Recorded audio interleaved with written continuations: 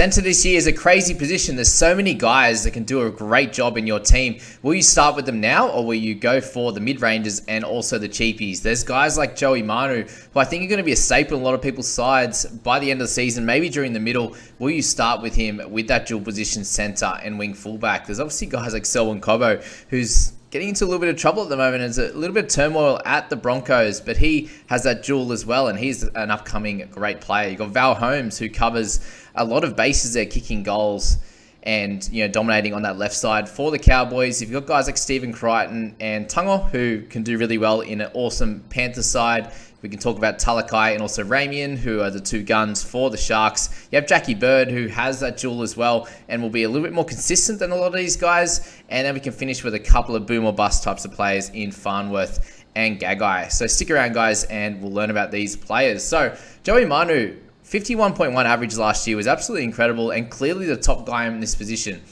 Is he someone you want to plug into your team straight away, or will that 107k or more be used better elsewhere? Pros for him: when he played at 6, he averaged 69. When he played at 1, he averaged 63. So obviously lesser games for him in those positions. But if there's injury to any of the the Walkers, Kearys, or Tedesco, then he is going to be very much a must-have at that point. Will he potentially have that roving role in the middle? Will he be able to do what he likes? Will he be able to work with Tedesco as that roving one? Not sure, but he will be a great option at some point during the year. The cons for him: he averages 45 at centre, so it's a little bit under what he's averaged and priced out right now. And yeah, I think that's the biggest one for him, Joey Manu, but it's going to be a great option at some point. Campbell Graham, a 623k, average of 43.6 there. The pros for him: the 5 tries and the 8 assists is actually fairly low for a guy that played a lot of games this year. He changed a little bit between the right and the left, so most teams have a better left side, and that's very clear with the Bunny. So if he can play on the left, I think there's a little bit of upside for him. But other pros, there's no massive scores, so he's just pretty consistent across the entire year. But you're looking for him to get a few 70s and 80s this year, which just didn't happen. I think he's definitely an improving player. Obviously, he's still really young. He's played a lot of years now, but he's someone that will be in contention for Origin. He probably won't play. He doesn't seem to be able to get that opportunity. They've got Tom Trbojevic to fit in, as well as the Trell, and these types of guys who didn't actually play last year in Origin. So I can see that not being a factor, and there's a decent chance that he is an option at some point during the year. Cons for him: this is actually his highest average so far. So do you think he can improve? That is the question. Selwyn Cobbo, obviously big question marks on him. Unfortunately, he's priced right up there. His average is 39, but he's priced the same as Val Holmes. So he's got a 43.5 price point there, unfortunately. Pros for him: he does have a 45 plus average from round 9 onwards. So he started pretty poorly. And surprisingly, because the Broncos actually had a good start, but during the middle of the year, him and Corey Oates, both wingers, had a great middle part of that season and was solid in the back end as well. He's obviously an improving superstar in the making, and that dual position is great. So I think at some point he could be interesting. Does he get a chance at fullback at some point if there's injuries? Who knows? You do have Reece Walsh there in that one. Cons for him: obviously priced up that 4 points. He's in a pretty average team, and he is a winger in this position. So centers are going to be a little bit more consistent. If you're looking for someone more consistent, then Cobbo is not your man. Val Holmes, a 620k, just in the center, no dual this year.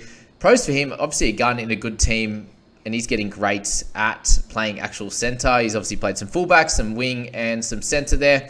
The goals for him is a big deal. Obviously, with the Cowboys scoring a lot of tries, and only had 3 assists last year, which I think he can really improve upon that coming into this season.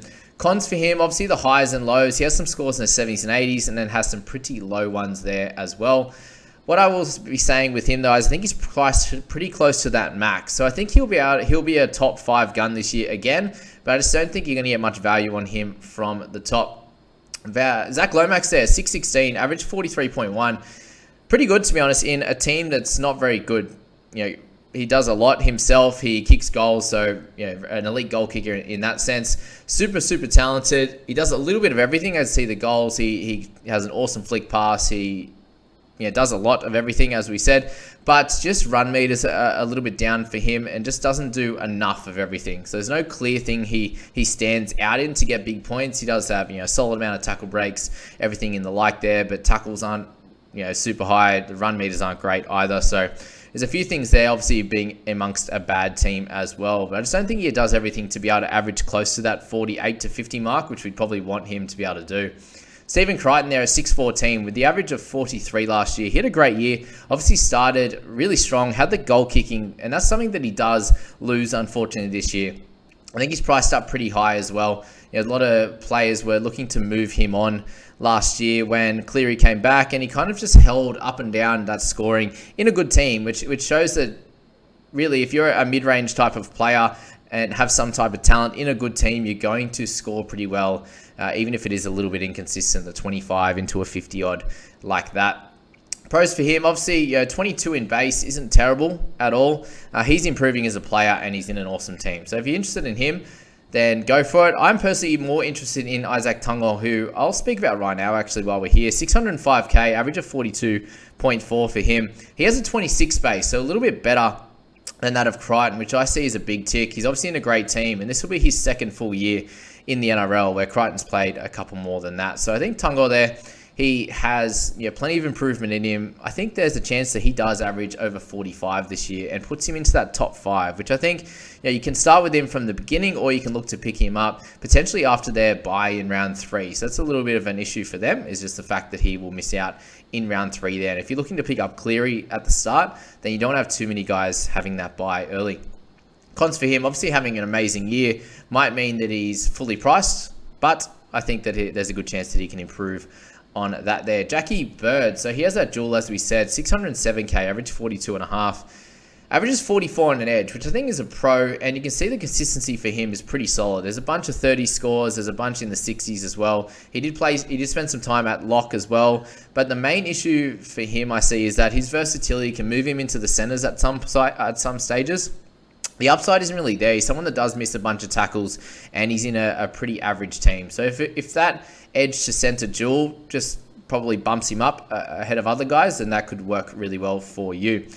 Sifa Talakai, so 601k, he comes in at 42.1 of an average. The pros for him, I just think he could have a big streak. You saw it last year. He was able to hit 100 at one point of the year and get some big scores and really, take over a few games and run over a few players there, a few opposing centers, Morgan Harper being one of them.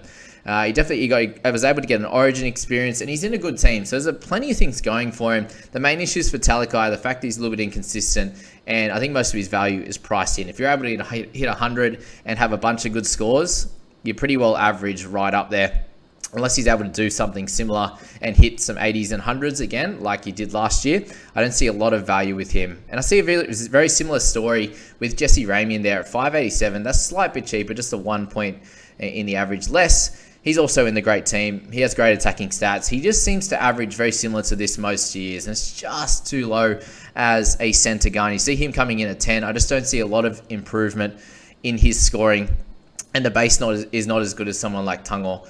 Or even Stephen Crichton with a 20 base there in run meters, and also the tackles there, including the missed tackles, is how I work out that base. And the last two, Herbie Farnworth at 570k, a 39.9 average. The pros for him, he's obviously a really, really good attacking player. Main issues I see is the fact that he's fairly inconsistent. There's pretty low tackles and high amount of tries, which is very much priced in to this average. He's in a pretty average side as well. So Farnworth definitely has a little bit of improvement in him.